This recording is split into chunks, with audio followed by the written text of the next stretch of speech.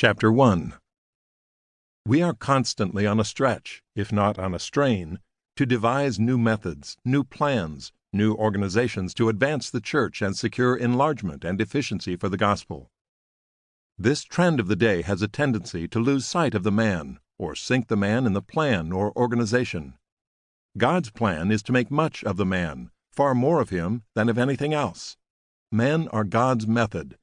The church is looking for better methods. God is looking for better men. There was a man sent from God, whose name was John. The dispensation that heralded and prepared the way for Christ was bound up in that man John. Unto us a child is born, unto us a son is given. The world's salvation comes out of that cradled son. When Paul appeals to the personal character of the men who rooted the gospel in the world, he solves the mystery of their success. The glory and efficiency of the gospel is staked on the men who proclaim it. When God declares that the eyes of the Lord run to and fro throughout the whole earth, to show himself strong in the behalf of them whose heart is perfect toward him, he declares the necessity of men and his dependence on them as a channel through which to exert his power upon the world. This vital, urgent truth is one that this age of machinery is apt to forget. The forgetting of it is as baneful on the work of God as would be the striking of the sun from his sphere. Darkness, confusion, and death would ensue. What the church needs today is not more machinery or better, not new organizations or more and novel methods, but men whom the Holy Ghost can use, men of prayer, men mighty in prayer.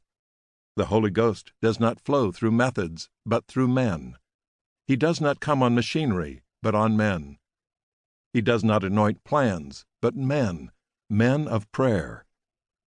An eminent historian has said that the accidents of personal character have more to do with the revolutions of nations than either philosophic historians or democratic politicians will allow.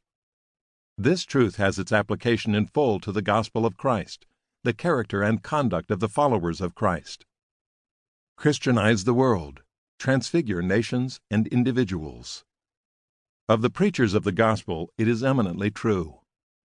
The character as well as the fortunes of the gospel are committed to the preacher. He makes or mars the message from God to man. The preacher is the golden pipe through which the divine oil flows. The pipe must not only be golden, but open and flawless, that the oil may have a full, unhindered, unwasted flow. The man makes the preacher. God must make the man.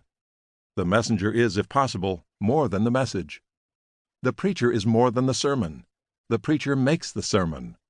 As the life-giving milk from the mother's bosom is but the mother's life, so all the preacher says is tinctured, impregnated by what the preacher is. The treasure is in earthen vessels, and the taste of the vessel impregnates and may discolor. The man, the whole man, lies behind the sermon. Preaching is not the performance of an hour. It is the outflow of a life. It takes 20 years to make a sermon because it takes 20 years to make the man. The true sermon is a thing of life. The sermon grows because the man grows. The sermon is forceful because the man is forceful. The sermon is holy because the man is holy. The sermon is full of the divine unction because the man is full of the divine unction. Paul termed it my gospel. Not that he had degraded it by his personal eccentricities or diverted it by selfish appropriation, but the gospel was put into the heart and lifeblood of the man Paul as a personal trust to be executed by his Pauline traits, to be set aflame and empowered by the fiery energy of his fiery soul. Paul's sermons, what were they? Where are they? Skeletons, scattered fragments, afloat on the sea of inspiration.